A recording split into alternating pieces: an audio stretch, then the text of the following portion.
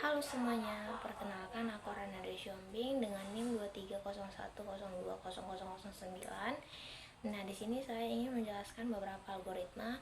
Yang pertama ada algoritma dynamic programming, yang kedua ada algoritma backtracking, yang ketiga ada algoritma prune search.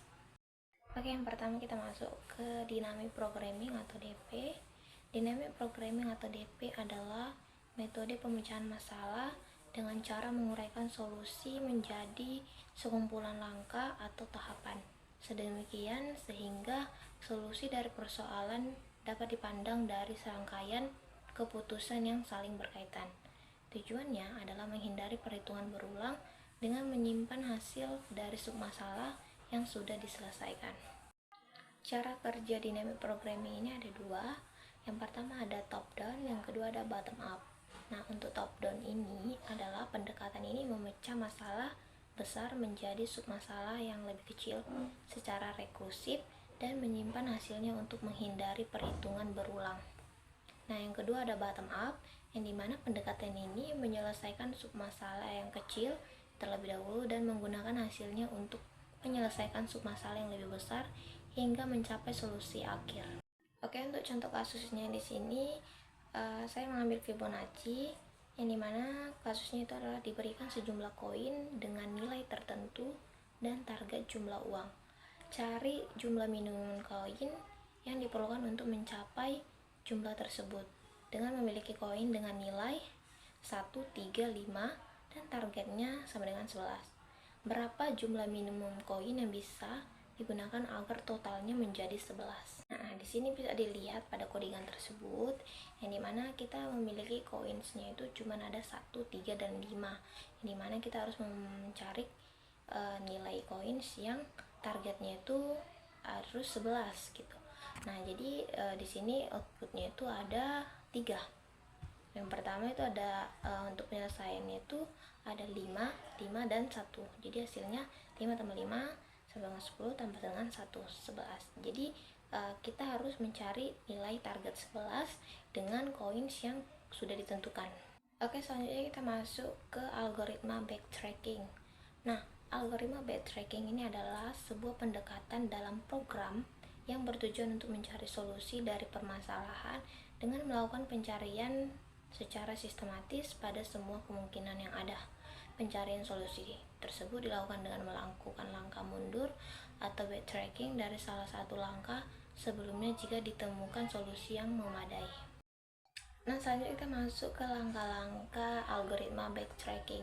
Yang pertama itu adalah pilih satu opsi dari sejumlah opsi yang tersedia. Yang kedua, pemeriksaan apakah opsi tersebut mengarah ke solusi. Yang ketiga, jika opsi tersebut mengarah ke solusi, maka solusi ditemukan dan algoritma berhenti.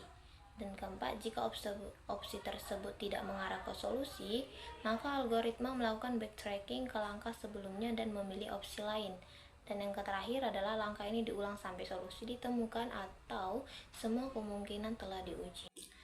Nah, untuk contoh kasus pada algoritma backtracking ini saya mengambil memecahkan Sudoku.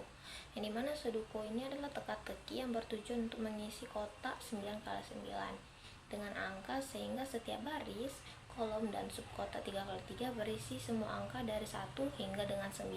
Algoritma ini itu tuh mencoba menempatkan angka di sel kosong, memeriksa apakah penempatan tersebut valid. Jika penempatan yang tidak valid, ia akan mundur dan mencoba nomor yang berbeda. Terus berlanjut hingga teka-teki terselesaikan. Selanjutnya masuk ke algoritma yang terakhir, yaitu adalah algoritma prune search. Nah, algoritma prune search ini adalah metode untuk menemukan nilai optimal dengan membagi ruang pencarian secara berulang menjadi dua bagian yang menjanjikan, yang berisi nilai optimal dan dicari secara rekursif, dan bagian kedua tanpa nilai optimal yang dipangkas atau dibuang.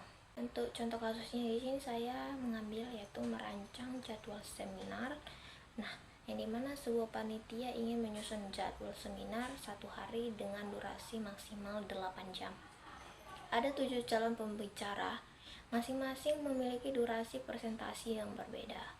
Jadi tugas panitia ini memilih kombinasi pembicara yang bisa ditampung dalam waktu 8 jam dan memaksimalkan jumlah total pembicara, yang dimana Ada beberapa pembicara.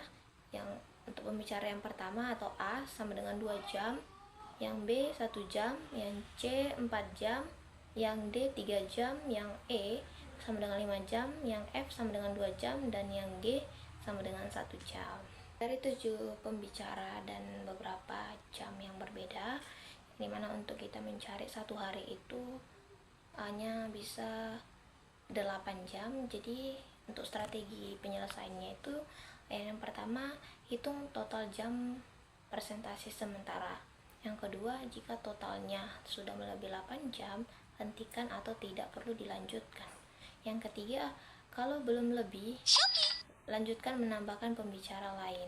Penyelesaiannya, yang pertama kita mulai dari pembicara A dulu, yang dimana ada 2 jam. Selanjutnya kita masuk ke pembicara yang B, yaitu adalah 1 jam. 2 ditambah 1 sama dengan 3, totalnya sudah 3 jam.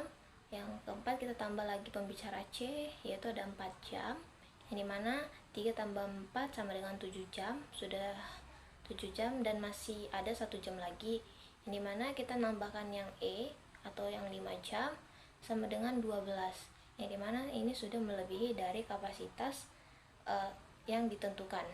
Nah, jadi di sini tidak usah dicoba lagi ke jalur yang lain karena sudah melebihi kapasitas. Jadi pembicara yang kita pakai yaitu adalah pembicara A, B, C, dan G, yang dimana totalnya 2 ditambah 1 tambah 4 ditambah dengan 1 sama dengan 8 jam.